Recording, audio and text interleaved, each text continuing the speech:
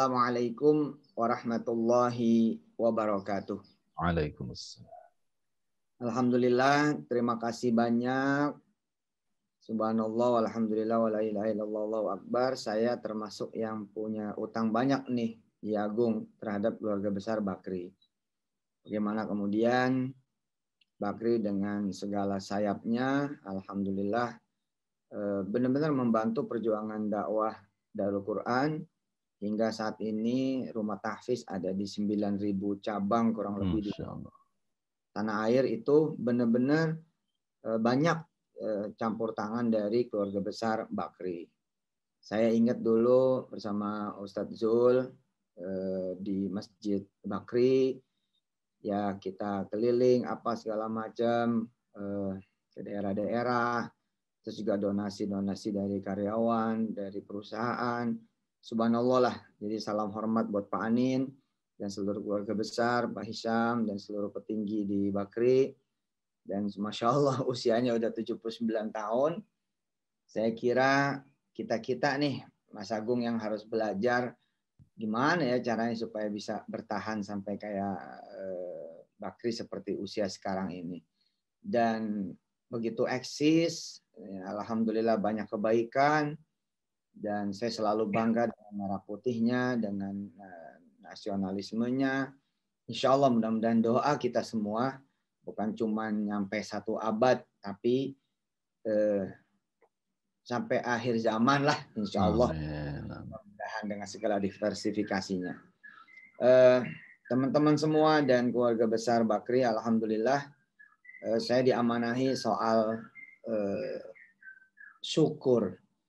Yang justru saya ini makin kemari makin belajar gitu, kayaknya belum bisa bersyukur nih, belum nyampe, kalau skala 0 sampai 100, 1 juga belum gitu, boro-boro sampai 10 apalagi sampai 90, karena memang apa ya, selain kebodohan juga soal ilmu, terutama ya, ilmu bagaimana kemudian mengoptimasi apa yang Allah berikan. Salah satu yang saya kemudian kurang rasa syukur adalah ketika Allah kasih badan misalnya, Allah kasih raga saya, Allah kasih jasmani saya, ternyata saya kurang syukur, kurang olahraga, kurang merhatiin asupan makan yang bergizi, yang benar makanannya, yang kalau badannya generasi mudanya Bakri bagus-bagus nih, saya lihat nih Mas Agung. Iya, pada fitness tuh, pada nge-gym, wah itu kan, itu rasa syukur juga kan gitu ya. Pada keren-keren itu. Mas Anin juga saya dengar puasanya juga jalan gitu. Jadi rasanya amanah ini, amanah konten syukur rada-rada kurang pas begitu, karena dibawakan oleh orang yang masih belajar untuk bisa bersyukur. Barangkali cerita aja deh jadinya begitu ya. Mudah-mudahan saya ikut belajar pada pagi hari ini. Jadi suatu saat, tahun berapa itu ya, udah lama sih, ada tukang ikan ketemu saya. Tukang ikan di bawah tahun 2010-an lah. Ji, tambahin modal gue dong gitu. Kata si tukang ikan, dia dagang depan rumah, ada lapak kecil ukuran 1 meja gitu. Ini cerita tentang syukur. Terus dia ketemu saya, ngelihat saya, terus dia langsung panggil, Ji, modalin gue dong, tambahin modal gue gitu. Terus saya nanya sama dia, modal buat apaan? Inilah, masa dagang gini-gini aja gitu. Jadi mau nambah apanya nih? Nambah modalnya apa nambah untungnya? Belum tentu loh nambah modalnya nambah untung. Belum tentu itu beneran. Hah? M plus bisa jadinya adalah P plus. Apa itu, Tat? Modal nambah, puyeng nambah, gue bilang. Betul nggak Pak Isam? P plus, ya M plus belum tentu K plus gitu loh. Yang P plus itu. Modalnya nambah, puyengnya nambah gitu. Terus saya bilang, dia coba Bang Haji, saya bilang ke tukang ikan ini, tambahin syukurnya gitu. Kalau S plus udah pasti K plus gue bilang. Kalau syukurnya nambah, udah dah pasti keuntungannya itu nambah, itu jaminan Allah kok gitu kan. Ayatnya tadi sama imam kita kan, Ustadz Syahbudin, Imam Masjid Bakri, Masya Allah. Allah udah bilang kok, if you grateful dah, pokoknya kalau anda itu bersyukur, ya Allah will give you more gitu. Allah bakal tambahin, Allah bakal tambahin, bener-bener Allah bakal tambahin, itu jaminan dari dia. Terus dia bilang, ya sampai budek juga kita syukur kalau modalnya begini doang mah nggak bakal nambah Ji gitu. Nah, saya bilang ini menarik nih gitu kan. Ini diskusinya jadi diskusi tentang janji Allah nih. Premis mayor minornya bukan dari kita tapi dari Allah. Terus saya tanya sama dia, Bang, ada duit receh. Duit receh aja deh, jangan duit gede. Ya receh mah ada, Tat. Ya, berapa adanya? Nah, ada goceng aja mah gitu. 5.000. Terus saya minta tuh Pak Isam, Pak Anin, teman-teman, mana sini gocengnya sini, gue sedekahin, gue minta gitu, saya buat sedekah gitu. Tadi juga Ustadz Syihab kan juga baca tentang ayat sedekah juga kan sebagai bentuk syukur kan. Dan kalau keluarga Bakri sih kayaknya jagoan semua sedekah dah gitu. Ini ada satu asrama tuh dari Bu Odi tuh, Pak Isam. Ini asrama satu nih di Darul Quran itu dari Bu Odi bulat let. Bener-bener itu enggak, orang dia pesen sih nggak boleh ada yang lain gitu. Kita aja katanya. Luar biasa. Iya zaman itu tuh 2006 apa ya? Apa 2007 gitu, masih di awal-awal sih. Nah, terus alhamdulillah. Nah, si tukang ikan ngasih dah tuh 5.000 perak. Sambil dia nyengir. Sambil dia ketawa. Apa dia bilang? Ya, susah ngomong mau Ustadz sedekah mah. Disuruh nambah modal malah kurang modal katanya. Iya kan, berkurang kan jadinya, modalnya jadi berkurang. Orang sedekah 5.000 kan begitu ya kan. Kalau buat orang kecil 5.000 berasa gitu kan.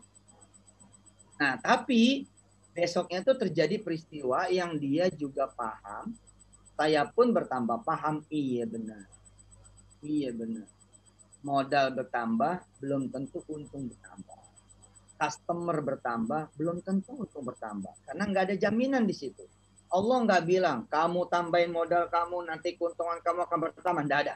Tidak ada statement Allah di situ. Termasuk kamu lebarin toko kamu lebarin tanah kamu, nggak ada.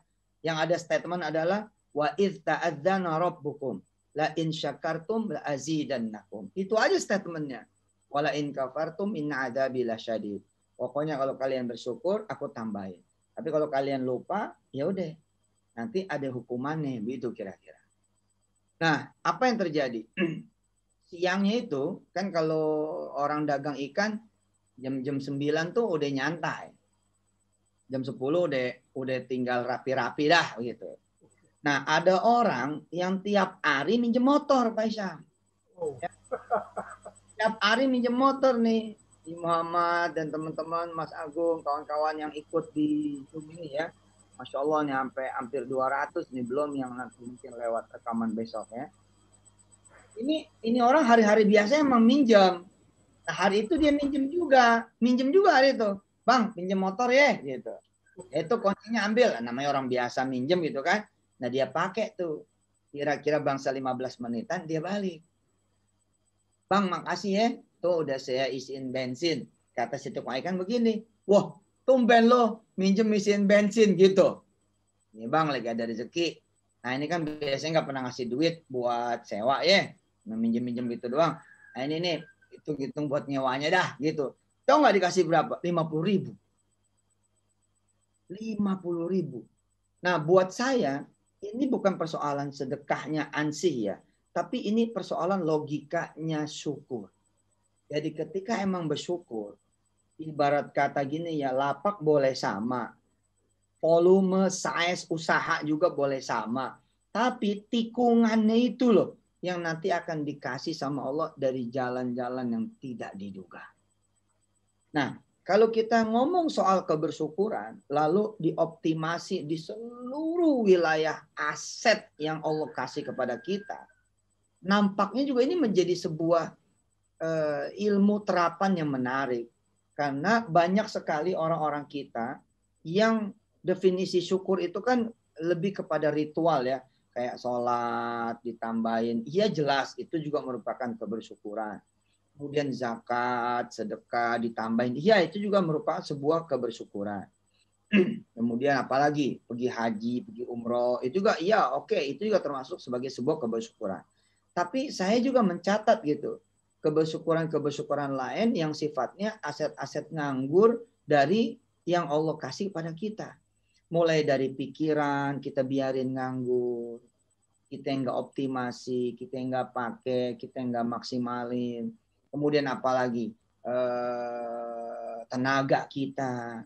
Mungkin banyak nggak kepakainya, banyak nggak dipakai buat ngurusin orangnya. Apalagi setiap sudut bahkan rumah kita, halaman kita, yang kemudian akhirnya Allah ngelihat kita kayak nggak bersyukur. Kenapa juga misalkan orang-orang yang tinggal di kontrakan nggak punya rumah gitu loh, nggak punya rumah berlama-lama. Sebenarnya sederhana aja, dia nggak pernah rapi kontrakannya, dekil mulu, nggak rapi mulu. Lah Allah sebagai yang ngasih ngomong, kamu dikasih rumah kecil aja yang nggak rapi, bagaimana aku kasih rumah yang gede, kan begitu. Kira-kira begitu. Kamu dikasih rumah yang kecil aja, ya, berantakan. Bagaimana lagi kamu aku percaya aku kasih rumah yang gede? Kamu aku kasih aset yang kecil aja, nggak optimal. Bagaimana lagi aku kasih rumah yang gede? Nanti kamu susah. Kamu nanti malah kebebanan. Nah, saya punya cerita nih di bab ini. Ya, ketika saya kemudian campaign tentang nanam-nanam, miara-miara. Ayo, yuk. Dakwah 2020 saya bilang sampai 2030 ini tentang ketahanan pangan. Tentang food station, food estate. Bagaimana kemudian orang-orang sebisa mungkin makan dari rumahnya sendiri, dari pekarangannya sendiri, dari gentengnya sendiri, dari lingkungannya sendiri. Food estate ke depan nih isunya soal itu. Lalu kemudian kami dakwahlah di urusan itu.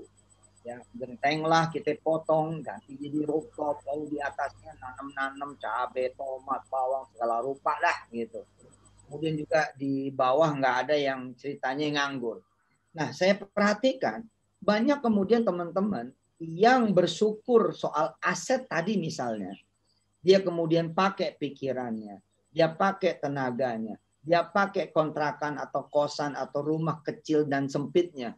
Kemudian Allah hadiahkan ayat ke-7 surah Ibrahim.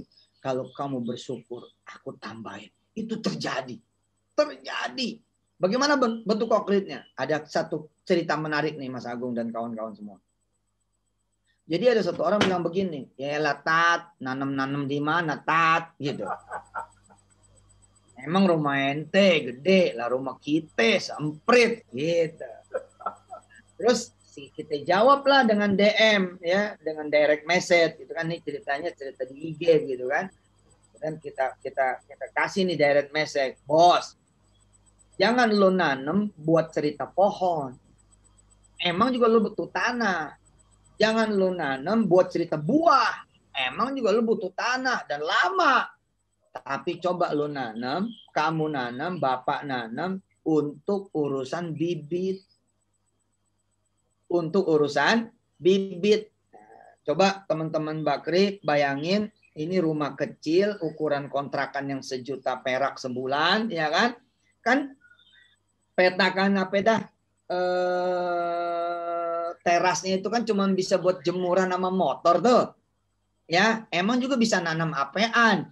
Tapi dengan ilmu sedikit, lalu kemudian ada aset optimasi di sana, dimaksimalkan di sana untuk bibit, subhanallah. Ternyata banyak. Nah, di situ saya kasih inspirasi sama dia. Bapak beli pepaya atuh. Pepayanya Bapak makan, bijinya Bapak bibitin. Banyak kok di YouTube, kalau mau belajar mah tinggal buka doang, googling aja. Itu dari pepaya atu bisa jadi 100 pohon bibit pepaya. Ente cek di Tokopedia, ente cek di Shopee, ente cek di toko-toko online. Itu bibit pepaya yang ukurannya bangsa kira-kira 10 cm, itu harganya bisa 15 sampai 35 atau biji. Jadi dari satu pepaya bisa jadi 2-3 juta perak. Ternyata Pak Hasim dan kawan-kawan, Pak Isam dan kawan-kawan, dieksekusi sama dia. Dieksekusi. Bener-bener dieksekusi. Jadi dia beli dah tuh. Ada mangga dia beli, ada ini dia beli, ada itu dia beli. Ya bener. Bener juga ya kalau saya judulnya nanam alpukat, 500 pohon, ya perlu lahan 1.000-2.000 dah begitu. Bisa 5.000 kali kalau 500 pohon mah begitu. Tapi si Ustadz bener juga ya. Gue beli aja alpukat sekilo, ya kan ukuran 2 biji. Hah? Terus begitu gue bibit dah. Gue beli duren dah. Beli durennya yang busuk. Kan murah kalau yang busuk. Ya. Yeah. Jangan yang benar. Orang bukan buat makan kok. Buat dibibitin. Lah kan susah-susah ngebusukin. Ya udah beli yang busuk aja. Jadi belinya emang udah busuk. Itu subhanallah. Dalam waktu kurang dari 3 bulan. Dia bisa cetak duit 10 juta. Masya Allah. Dan otak orang kan kalau dipakai nambah ya. Otak orang nih kalau dipakai dia nambah. Itu, entar deh saya cari IG-nya apaan. Itu ini orang, Masya Allah. Dia kemudian bikin hiasan. Jadi rupanya dia nih melihat bibit kalau cuma dipakein polybag doangan, harganya cuma 15 sampai 35. Tapi ketika bibit ini di package, di repackaging, ya, kemudian dijadiin kemudian hiasan meja makan. Lalu orang ditawarin, mau nggak makan? Ada hiasannya. Ini bibit hidup gitu loh, bukan bibit mati, bukan pohon yang cuma hiasan kayak plastik.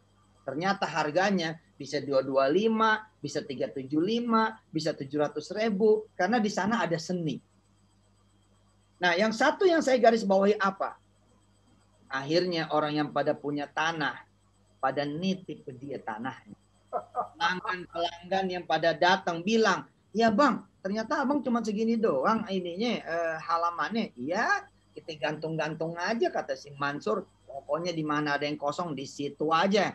Dari nyari di kantor. Apa kata pelanggannya? Ya udah, saya punya tanah kosong. Ya udah, saya punya tanah kosong. Ya udah, saya punya tanah kosong. Akhirnya dia ngelola sampai lumayan bisa ada di beberapa lokasi. Ini cerita, bukan cerita bisnis, tapi ini cerita tentang la in syakartum la azidannakum. Kita orang banyak beli sepeda jadi tempat jemuran. Bagaimana la in syakartum coba? Sepeda jadi tempat jemuran coba. Sepeda statis. Ini cerita Yusuf Mansur nih. Bagaimana Allah nggak kasih sakit kita. Sepeda statis bisa kebeli. Tapi jadi jemuran coba. Ya Allah. Bagaimana cerita aset berkembang coba. Nah cerita terakhir nih. Sebelum saya kasih ke Mas Agung. Biasanya kalau di TV One. Kalau di TV One kalau Mas Agung udah berdiri. Tanda udah mau iklan. Beda Ustadz. Beda ya. 2 jam juga nggak apa-apa di sini. Nah ini satu cerita lagi. Satu cerita lagi soal memang bersyukur. Bersyukur ini identik dengan ilmu. Bersyukur identik dengan belajar. Bersyukur identik dengan eksekusi. Saya kira inilah pesan yang mau saya sampaikan di edisi ulang tahunnya Bakri ke-79. Buat diri saya. Bersyukur adalah ilmu. Bersyukur adalah belajar. Bersyukur adalah kemudian kita eksekusi. Jadi tatarannya adalah tataran eksekusi. Executable or not gitu loh. Ilmu yang kita pelajari, pelajaran yang kita pelajari gitu. Nah saya mau cerita soal ilmu belajar dan eksekusi dari kisahnya Wirda. Wirda dengan izin Allah Subhanahu wa taala jalan nih bagi-bagi makanan. Oke, jalan bagi-bagiin sembako. Jalan bagi-bagiin duit.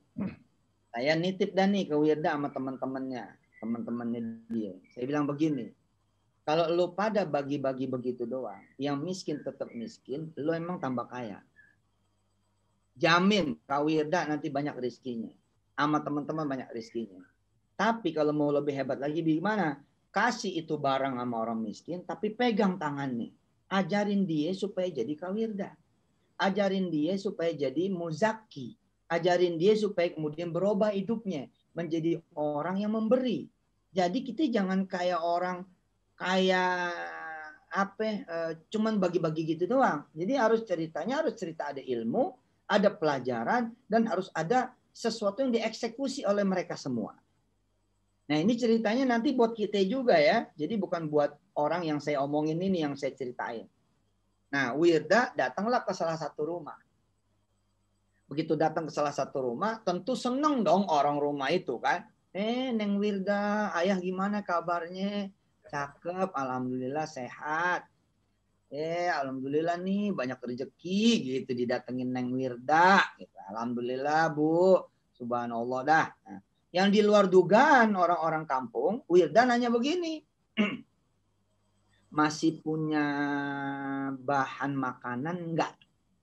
Pertanyaan Wirda gitu. Karena bapaknya yang ngajarin nih. Izin Allah Subhanahu wa taala ngajarin. Kak, nanti nanyanya A, B, C, dan D. Jadi kakak kayak petugas sensus. Tanya, masih punya beras apa kagak? Tanya, masih punya ayam apa kagak? Tanya, masih punya telur apa kagak? Tanya, masih punya minyak apa kagak? Tanya, masih punya cabai, tomat, bawang, dan lain sebagainya. Tanya. Nah, Wirda nanya. Bu, numpang tanya nih. Ada bahan makanan apaan? Nah, si orang miskin merasa begini. Kalau dia jawab, berarti Wirda nggak ngasih. Gitu kan? Perasaannya kan begitu nih. Kalau kita jawab apa adanya, nanti berarti kami keluarga yang nggak pantas dikasih. Tapi kalau kami nggak jawab apa adanya, ya memang nyatanya emang ada. Makanya orang miskin jawabannya bersayap. Jawabannya bersayap. Begini jawabannya. Ada sih Neng, tapi cuma buat seminggu. Gitu. Bener nggak? Ada sih beras, ada sih telur, tapi ya gitu dah. Bentar lagi juga habis. Ada sih minyak. Ya, kalau mau ditambahin mah alhamdulillah gitu. Nah, si Wirda dengan berbekal entrepreneurship punya lesson, entrepreneurship punya learning, punya konten. Beliau alhamdulillah ada komunitasnya tuh. Mudah-mudahan bisa kerjasama sama Bakri nih. Namanya MAB, Milenial Anti Bokeh. Namanya tuh keren banget.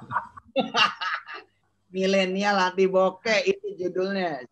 Si Wirda tuh putri saya, alhamdulillah nih ponakannya Jagung tuh, cucunya Ji Hisham. Alhamdulillah kerjaannya ngocing anak-anak muda, jangan lo minta jajan sama mak lo, gitu.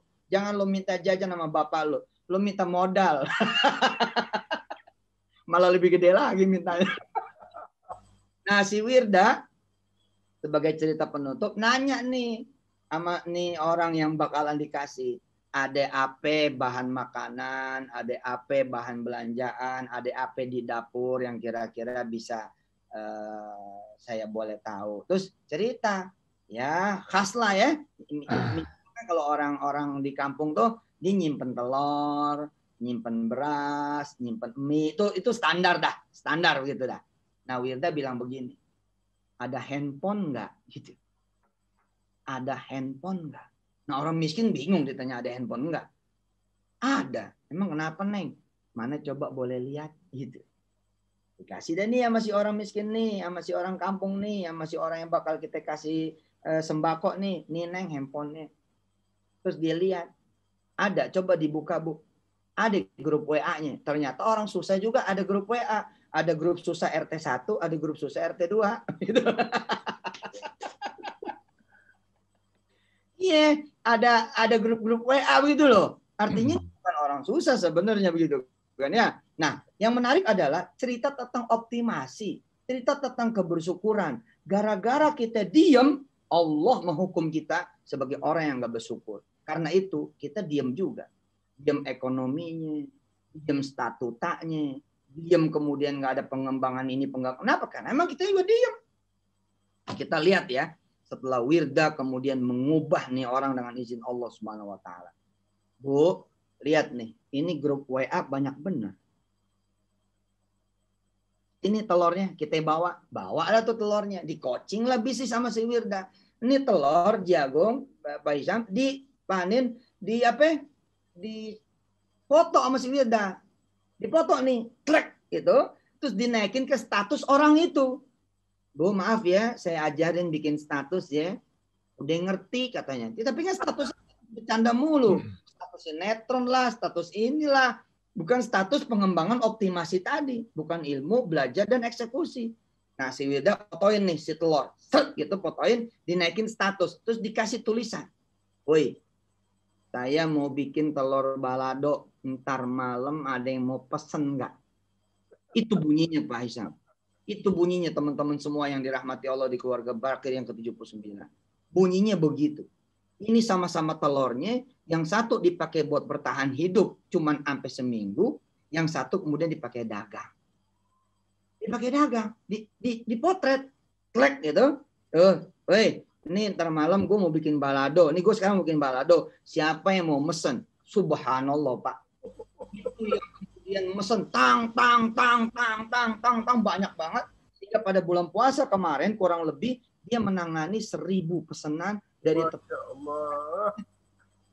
tuh lumayan bulan puasa gitu. Selama bulan puasa 1000 kan berarti kalau kita bagi rata-rata 30 hari kan ada 100-200 orang yang mesen.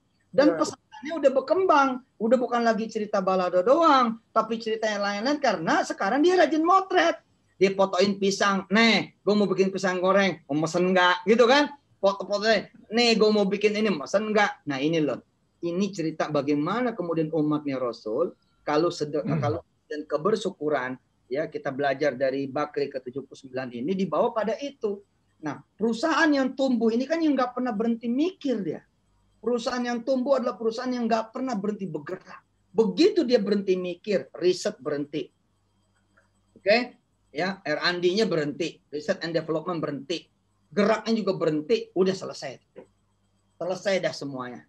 Nah, makanya kan syukur yang kita kenal sholat udah dah. Itu sih udah dah. Kita tambahin tuh sholatnya. Udah, oke. Bab itu insya Allah. Kalau dari peci aja kita udah beres hari ini pada pakai peci kan. Alhamdulillah.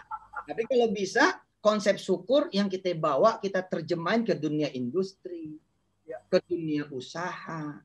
Ke dunia pengembangan kemudian sains dan teknologi. Ke pengembangan-pengembangan yang lain bahwa Allah menitipkan kepada kita ya hal-hal yang kalau kemudian kita pakai. Masya Allah. Allahu Akbar. Allahu Akbar. Ya Gung, Pak Isyam, saya kira cukup deh. Ini dulu, barangkali ada yang nanya, kalau ada yang bisa jawab, saya jawab. Kalau nggak bisa, kita jawab rame-rame. Terima kasih. Baik. Alhamdulillah Rabbil Alamin.